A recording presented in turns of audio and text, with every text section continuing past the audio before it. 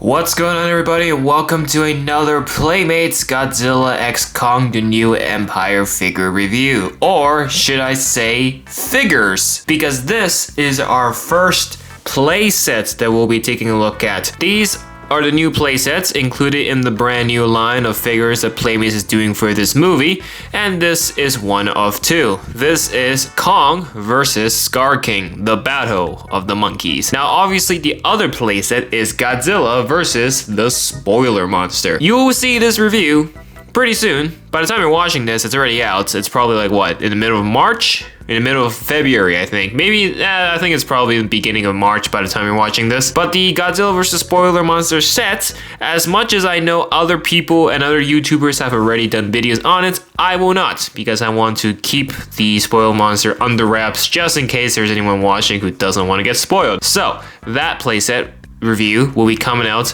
after March 29th, after the movie's been out. So bear with me. For now, we're just going to be looking at this one, Kong vs. Skar King. Now these playsets usually contain two 6-inch figures and some cardboard cutouts and additional accessories. That's how the format of these playsets are.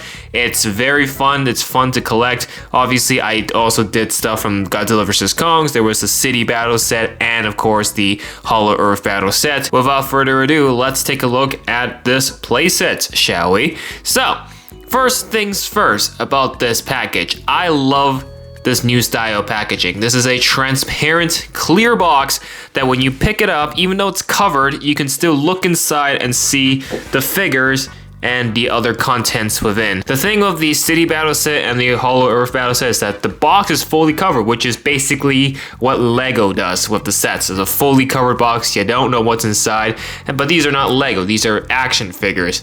So you should be able to see what you're getting inside. So that's why I appreciate what Playmates has done. They've changed it up and gave a see-through box with this new package, and it looks absolutely amazing. You can see both Kong and Skar King easily, and you just look at the bottom, you can see every other thing included. So here's the render of Kong, and here's the render of Skar King. He looks like he means business. God damn.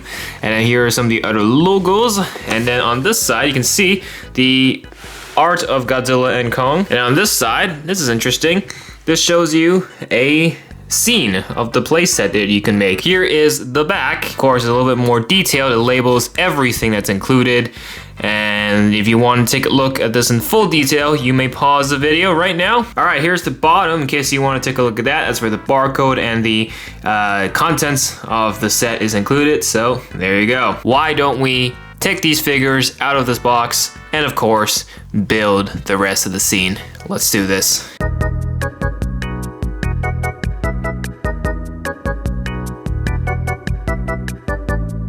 Okay, so the way they've arranged this, they put your figures in a nice, beautiful cardboard tray like this with a really good background. It's like a Hollow Earth background, and the figures are just, you know, they're just nicely tucked away with string to keep them in place. And I guess the idea is you're supposed to take this out and then you just cut all the string back here. Honestly speaking, this is already a much better design compared to the Hollow Earth set and the City Battle set, because my goodness, those were very difficult to cut. The way they place those strings, you gotta actually go through the cardboard box and, you know, actually cut the cardboard to get the string out. Everything is just on a tray here. This is so much better than having the two figures just tied to the cardboard box. This is a lot better. I know it uses more plastic, but it does its job a lot better than cardboard can. You'll have to see it. However, the rest of the stuff is also included right here. The cardboard cutout, and that's it. It's just tucked in the back. There you go, that's everything from the box. So these are the cardboard sheets. Now, I don't think this is as much as the Hollow Earth and City Battle set. They were a lot. Those two sets had a lot to work with, and I think I spent almost 40 minutes building each set entirely. I assume it's gonna take me like 15 minutes at most, because there's actually not a lot. There should be like, what, 2 pillars, 2 crystals? Yeah, 2 pillars and 2 crystals, literally, that's it. All right, here's the instruction sheet. The instruction sheet is not exactly like a Lego instruction book. You just kind of have to follow the numbers, and that's about it. It's just one sheet of paper. It's only 2 sheets. Okay, this is good, meaning there shouldn't be a lot to build. That's a good thing. I don't want to spend so long just building this. It's gonna be one long time lapse if that's the case. So that is the cardboard pieces. But of course, before I get to building this, I'm gonna have to unbox the figures out of the plastic. So I have a lot to work with here. So I should probably get to work.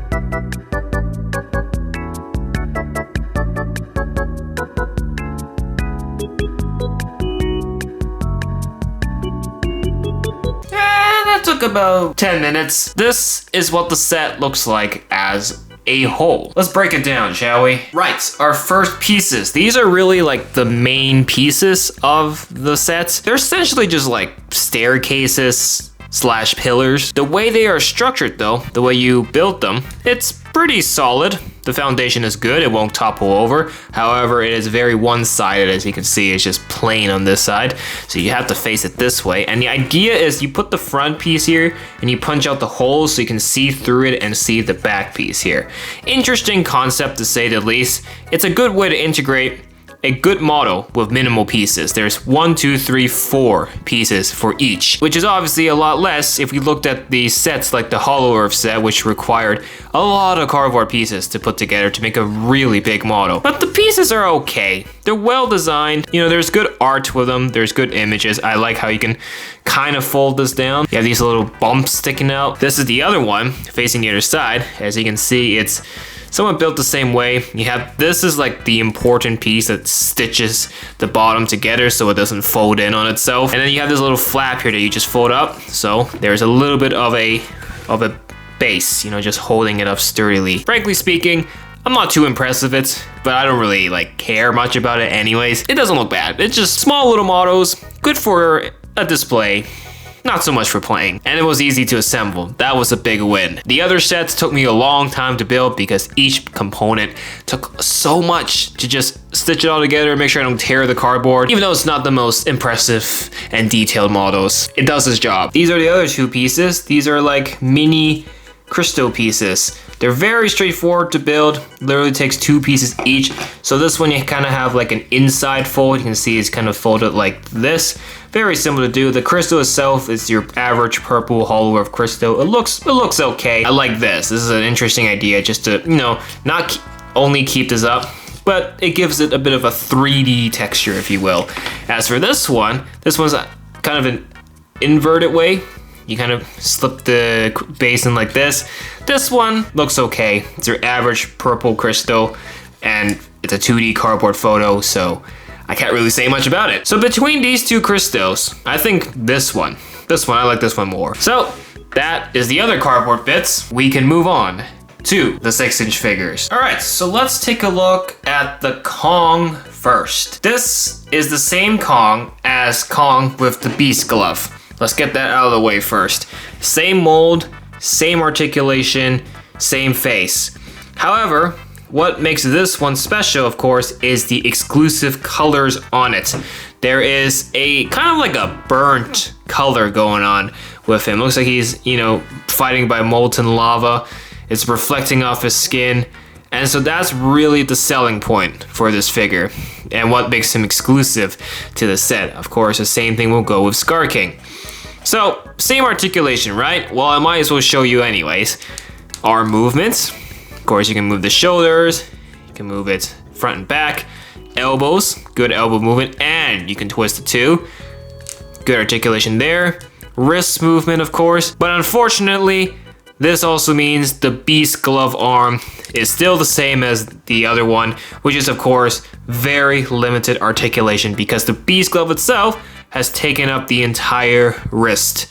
You cannot move the wrist. So just in case you haven't seen that review, I'm gonna show you quickly, you cannot move the wrist because the gauntlet is keeping it stuck in place. You can, however, move the elbow, but it's a much more limited space compared to his other arm here. But of course, you can still move his shoulder easily. He can move it front and back. That is still the same, no problem at all. Now, let's quickly show the Beast Glove. Is this the same Beast Glove as the other one? I'll tell you right now, it is. It literally is. There's no special different numbers or letters on it. It's your exact same Beast Glove going on here, which looks good. Like I said with the other regular Kong, I said I was okay with them sacrificing movement for the Beast Glove arm because they need it so the Beast Glove actually looks good on him. And don't get me wrong, it does look good.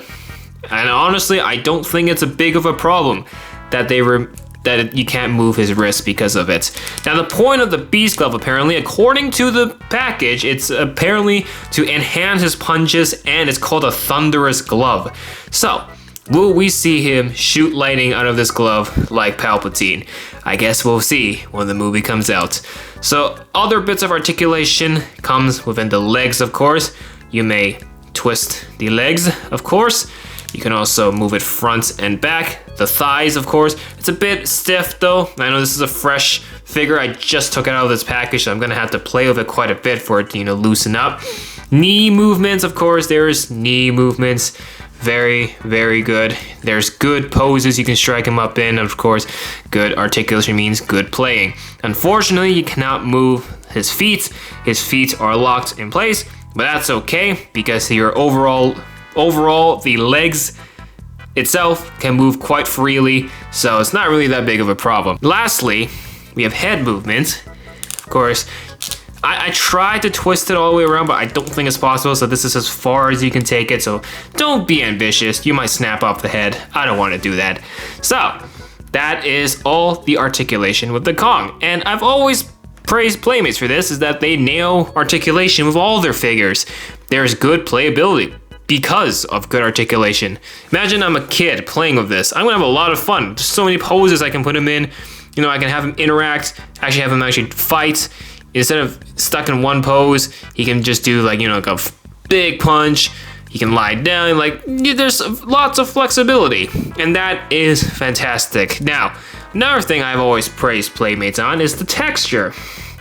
The texture on Kong and Skar King, of course, is furry, being that they're monkeys, and so they have done it pretty well here, but you'll notice on the back, it looks literally the same. All the exclusive coloring is up on the front. So if I put the other Kong side by side, there you go. You're pretty much looking at the same Kong. No exclusive colors on the back, only the front. And you'll notice one big thing is that apart from the colors, regular Kong has scratch marks on his chest. There are no scratch marks on this Kong. Why is that? I don't know. Was it intentional? I don't know either. Maybe because of the colors, it masked the scars. That could be a reason. Both have their strengths, both have their weaknesses. Let's look at the colors on this Kong, because of course that is the selling point of what makes him different from the other ones. So, the colors are a shade of red, starting on his thighs right here. It kind of looks like blood spewing up, but it's more just like a reflection of lava or something like that. And the same thing goes with the other leg as well. So there you go. That's some bits of color. I do like the fading though. The fading looks pretty good. There's a good effect going on. I think there's like a bit of green, if you can notice. And you'll notice throughout the rest of the figure, there's like a subtle bit of green in the background. It's hard to notice, but I'll show you in a second. Let's look at the Beast Glove arm. The Beast Glove arm also has some shades of orange and red.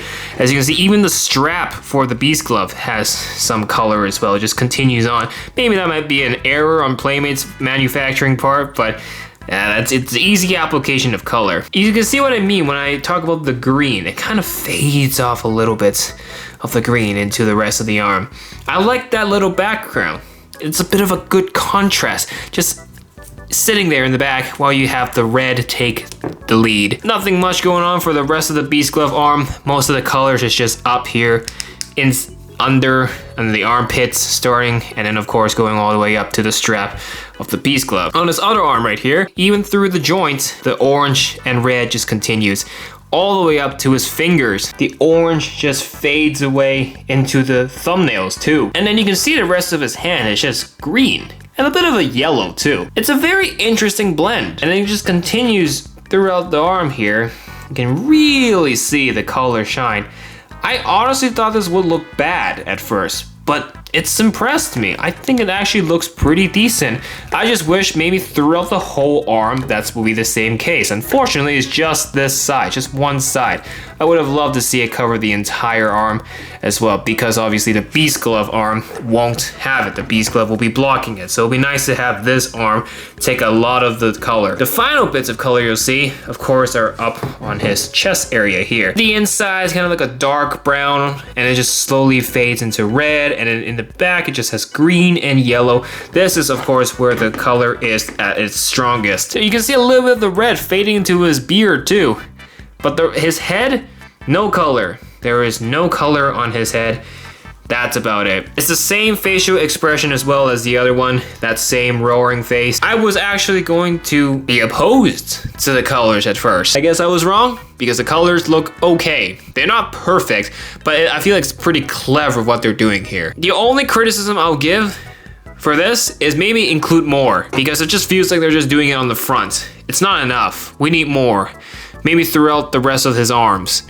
Maybe we don't need on his back, but at least do it on his arms. Make this figure more exclusive to the set. Give people the reason why you want to buy this playset for this specific figure, and of course the Skar King. I would say if I had to rate the coloring out of 10, maybe a solid 6. Just put more. It's not bad, but we don't have enough. Will the same problem happen with Skar King, who is of course also exclusive to the set because of the exclusive colors? So let's take a look at Skar King now. So Skar King is the other Titan included in the set, and of course this is the 6-inch one with exclusive color. So here's the original 6-inch one. Of course I reviewed it already. There is your comparison. One thing I'm surprised as well is that the whip itself also has a new color. It's not just Skar King himself. And the biggest thing is of course gunmetal gray. That's the main color that they've added onto this Skar King. They painted him with some gunmetal gray. Unfortunately, he suffers the same problem as Kong. There isn't enough. As you can see on his backside, it's pretty much the same as the original one. The same situation going on here like Kong. There's just not enough. There honestly could be more. Because it's the same mold, of course, same articulation. But just in case you didn't see the review of the original one, I will quickly show you. We're going to remove the whiplash. Sometimes I forget there's actually a string holding this together. All right, there we go. So we'll look at the whip in a bit. Starting off with the arms. Of course, you can move it front and back, twist the elbow, twist the wrist. The wrist is a bit stiff, of course. You can strike him in different poses. Same thing goes on with the other arm, front and back, twist the elbows, fold the elbows, and this wrist as well you can move in. And of course, this is the hand to hold the whip. Legs, of course, you can move, twist the whole leg, twist pretty much like that, with front and back. Same thing goes on with the other leg right here. Knee movements, of course, lots of knee movements. You can fold it all the way down, but of course, no movement with the feet. You cannot twist his feet, but that's okay, because the main thing about Skar King is he has waist articulation.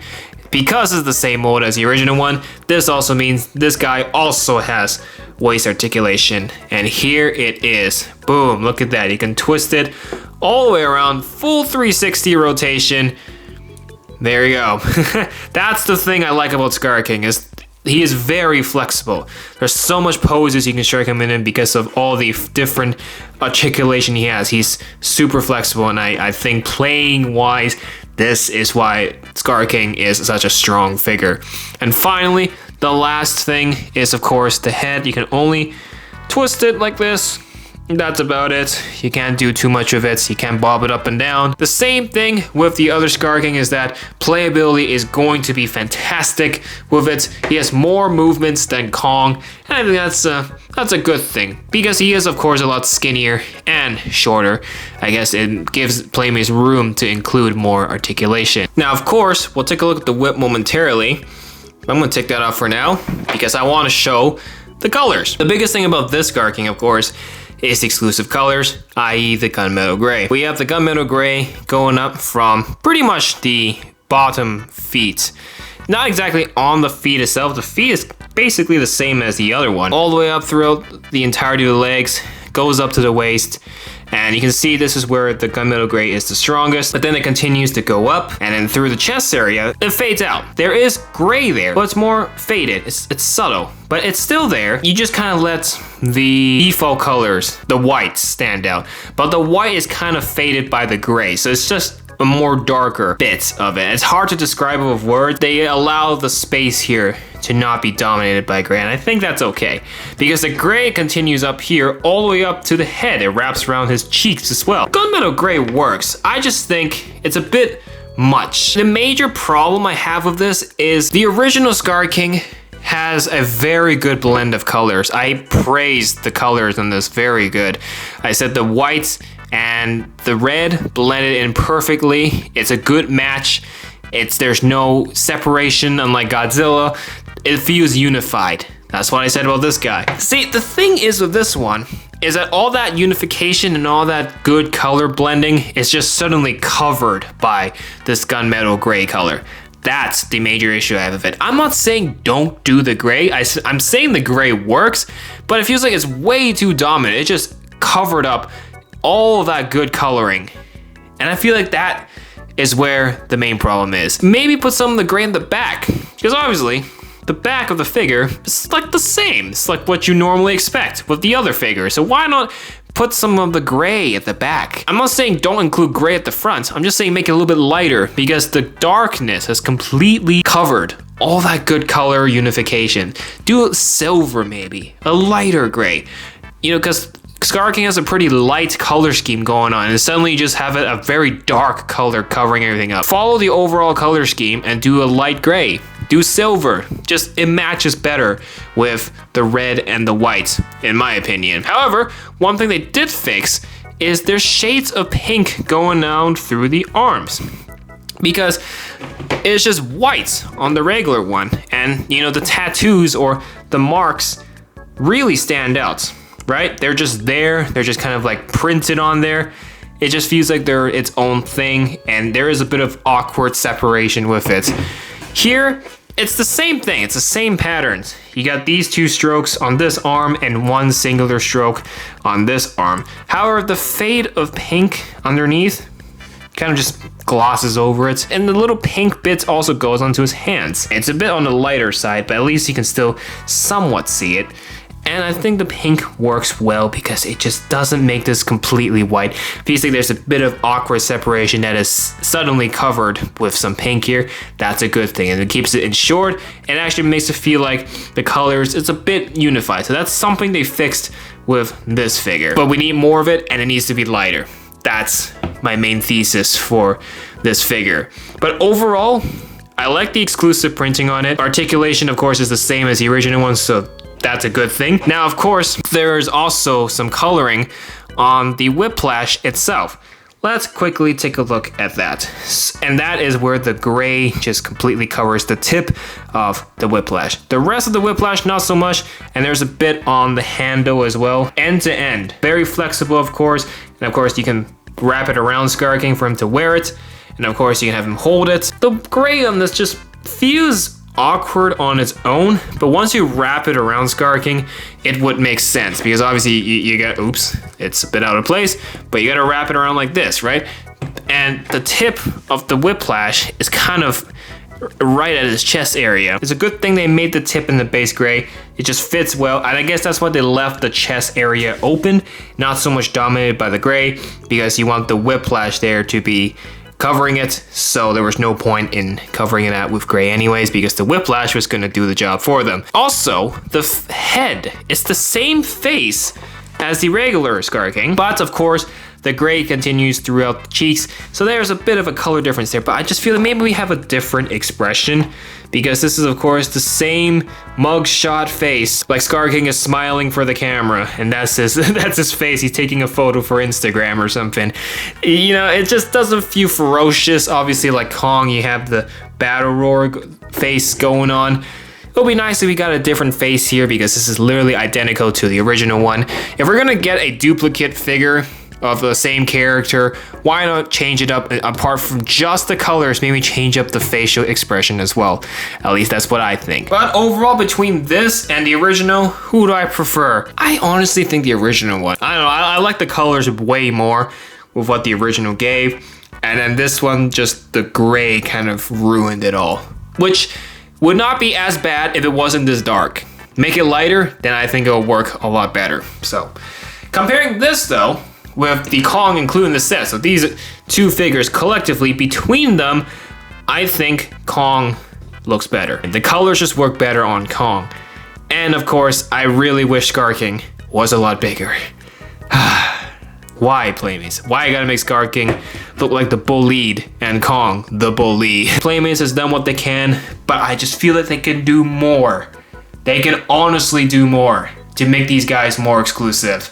But that's all I gotta say. Before we wrap up the review though, we have to take a look at the HEAV, which wouldn't take long. So let's do that. The last thing we'll be looking at is of course the HEAV that is included in the set. This is the exact same HEAV you can get from the regular Kong with Beast Glove figure. This is included, it's the exact same model, but just in case you haven't seen that video, here's what I'll say. This is a much more freaky design compared to the original HEAVs we have. And I guess that's a good thing, because this looks like something out of Star Trek or Star Wars. You know, this looks like one of those crazy ships. It's an interesting vehicle to be included, and I will say this does feel like a higher quality vehicle piece than the original HEAVs. So props on them for doing that. It looks okay, though I do wish some colors would be nice just to make this HEAV feel more like a HEAV instead of just a Monopoly piece. This is what it feels like. This feels like one of those pieces you can use in Monopoly. That's all I gotta say about this little accessory that is included in this set. I have one question that's lingering on my mind ever since this set arrived. Is this better than the Godzilla vs. Kong playsets? I can't really make a comparison because, for starters, the Godzilla vs. Kong playsets had a lot more in volume. Here, it's more like you get 2 stairways, pillar-ish, and 2 crystals. That's it. Price of this is 30 Canadian dollars. The Godzilla vs. Kong playsets were 40 Canadian dollars each. So an extra $10 for all the extra cardboard models. I'm just looking at this playset for the sake of the figures. These are of course 6-inch figures, and as we saw earlier, they're recolors of these guys. Kong actually look decent. I think these 2 figures are okay. I don't think they're terrible, but obviously between this Skar King and this Skar King, I would much prefer this original Skar King. It's just the same complaints I have with the other one, which is I wish they actually made Skar King bigger. Why is he shorter and skinnier than Kong? You know what? We'll let the skinny bit slide. Why can't he just be taller than Kong?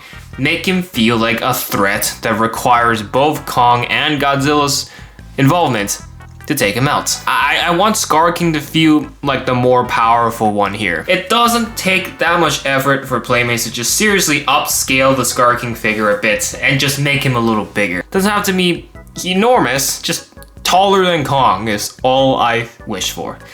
And I think that will be a lot more credible Skar King. I would say the forearms on the Skar King has improved from the previous one, as I mentioned. So there are some, it's a bit of an up and down thing. If you compare both figures, like compare these guys to the original ones, like it's just recolors. And personally speaking, I don't think they look bad.